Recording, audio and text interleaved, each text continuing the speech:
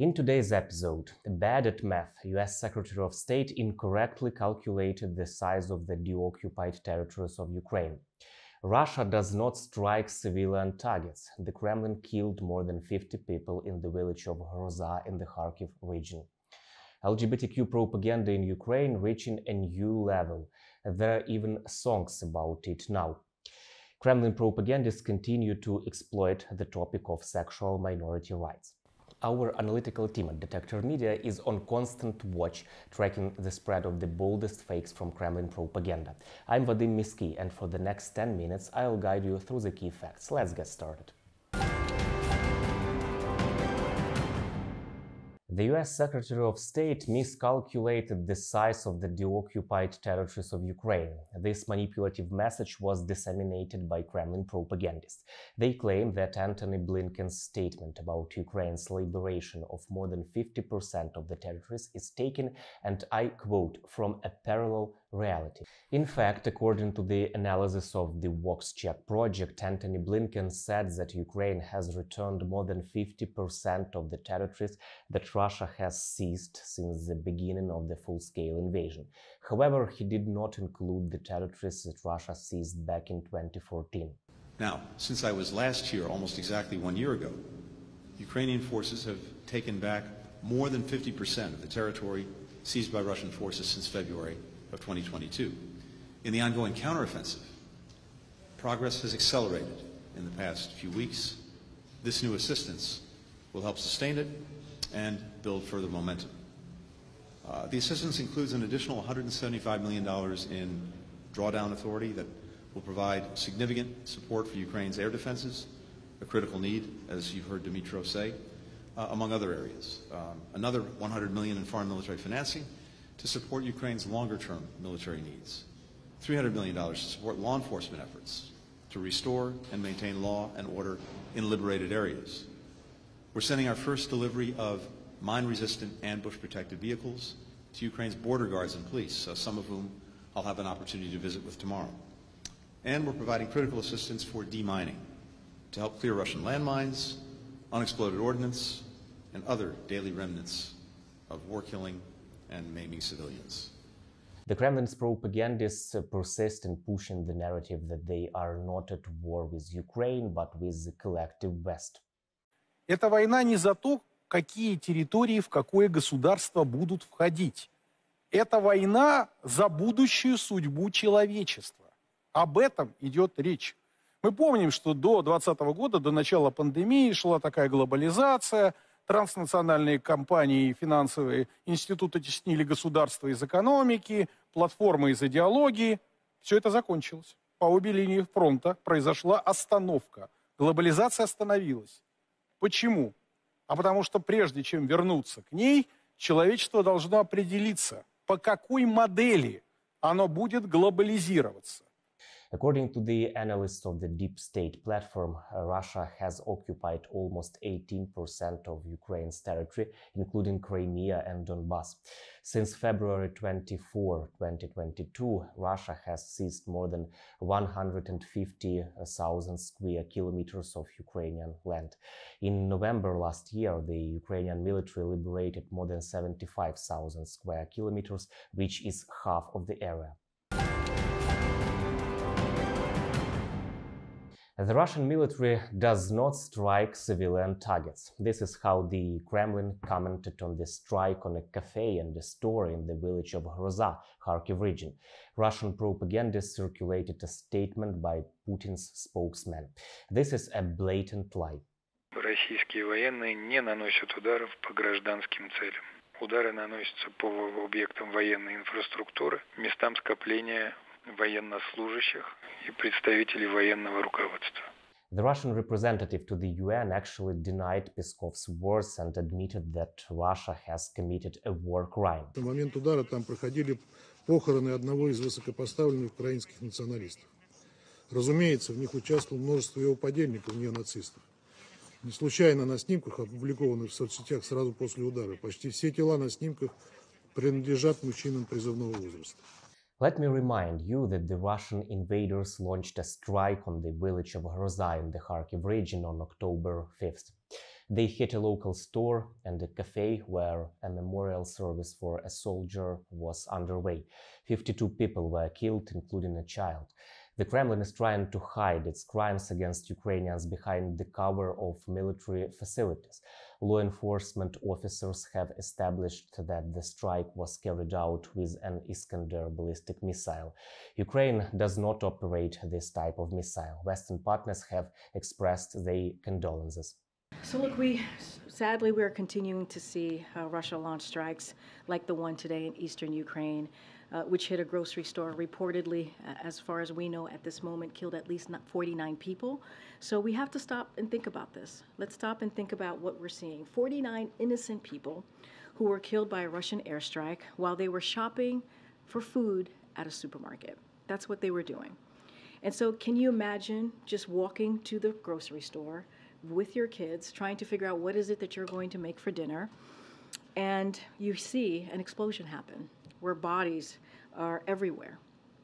And it's horrifying. It is incredibly horrifying for the people of Ukraine, for the folks who are like yourselves, your colleagues who are reporting this on the ground. And it is for these families and these kids. So this is what is happening in Ukraine every day. This is why we're doing everything that we can to help Ukraine, to help the brave people of Ukraine to fight for their freedom, fight for their democracy. And so this is, again, what the president keeps talking about over and over again. We have to continue to support the people of Ukraine because this is the horrifying nature that they live in every day. A group of UN experts visited the site of the tragedy. These are barbaric consequences of this war, that 20% of a community can be wiped out in seconds while people are shopping, while people are sitting having a coffee with their loved ones. Behind me is a memorial to the dozens of people, including women and children, who lost their lives in that strike. This is a remote community. This is civilian infrastructure. Those were civilians. That amounts to a violation, a grave violation of international humanitarian law. This missile attack marked the deadliest in Ukraine for the year 2023 and the most devastating in the Kharkiv region since the onset of the full-scale invasion. Without US support, Europe will have to pay the price in the Russian-Ukrainian war. This is what the head of European diplomacy, Josep Borrell, is supposedly concerned about. This manipulative message is being promoted by Kremlin propagandists. The pretext is that the US House of Representatives has passed a bill on the temporary budget that does not include any funds to support Ukraine. Well, the EU's chief diplomat, Josep Borrell, you'll recall of the EU and the West are a garden and the rest of the world is a jungle fame, ventured out of the garden today to meet up with other European foreign ministers in Kiev, because apparently that's the new capital of Europe now. But whoops, bad timing for Team Unity, because as they're meeting to discuss how they can conjure up more euros to toss at Princess Vadym Miskyi so he can keep doing his European values pole dance worldwide on his tour, it turns out that the US Congress has decided to suddenly get tight-fisted, dropping aid to Ukraine to strike a bipartisan deal to keep Washington afloat that basically involves turning Zelensky into the Leonardo DiCaprio character in the Titanic movie during the raft scenes. The head of EU diplomacy, Josep Borrell, did say that the United States should reconsider its decision to help Ukraine. In his opinion, the EU cannot replace this support. However, he did not mention any betrayal on the part of American partners and the failure of the counteroffensive predicted by propagandists. Well, the European Union remains united on its support to Ukraine. We remain united. I don't see any member states faulting on their engagement to support Ukraine from the tools that we have. And what we are doing, I think I've already explained. Don't want me to repeat again what I've been telling you. What we will do more of the same. More putting on the table financial requests to the member states that have to decide. On the civilian side, economic support, which is as much as important as the military one, because the economics of Ukraine cannot fall down, otherwise there will not be any possibility of supporting the war effort. And you know that there is a proposal for 50 billion euros. And then on the military side, to revamp the European Peace Facility with a dedicated European specific fund to continue supporting Ukraine. As I said, there is a figure for the next 4 years and a commitment for the next year of 5 billion more. This is what we have to do. I understand it is not big news, but to do the same more and quicker, to provide quicker and in greater quantity our support is what Ukraine needs. And that's what we will continue doing. As a reminder, Kevin McCarthy, a Republican Party member and Speaker of the US House of Representatives, lost his position under pressure from the far-right wing of the Republican Party. He was accused of collaborating with the Democrats and allegedly making a secret deal to help Kyiv.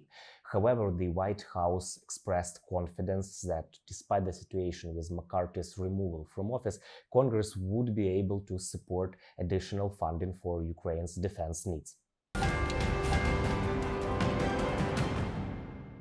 Kremlin propagandists remain focused on exploiting issues related to socially vulnerable groups, including the rights of sexual minorities. Here is one of their talking points. LGBTQ propaganda in Ukraine is reaching a new level. Songs are now being composed about it. Russian media aired a video by Ukrainian singer Tucha. Сірий бой такий же сірий, як його життя. Сірий бой заручник у своїх вузьких думках. Сірий бой не зна свободи і того він злий. Сірий бой боїться визнати, що він дурний. In her track, singer Tucha indeed highlighted the topic of LGBTQ rights. After all, Ukraine strives to ensure that these rights are not violated. Ви 100% чули це. І, звісно, чули це. Ну, а як без цього, я просто не знаю. Якщо це не чуло, то дуже треба послухати.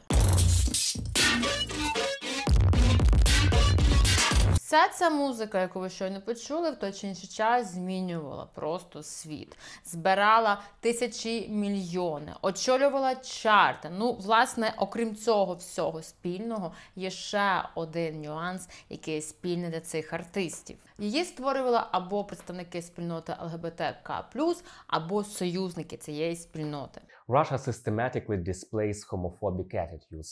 It also promotes the so-called traditional values. Last year, Putin signed a series of laws prohibiting propaganda of non-traditional sexual relations. Violations are criminally punishable. Stay tuned to learn how to distinguish between Kremlin propaganda and objective and balanced information. Ukraine will win both on the battlefield and in the information war. Good luck!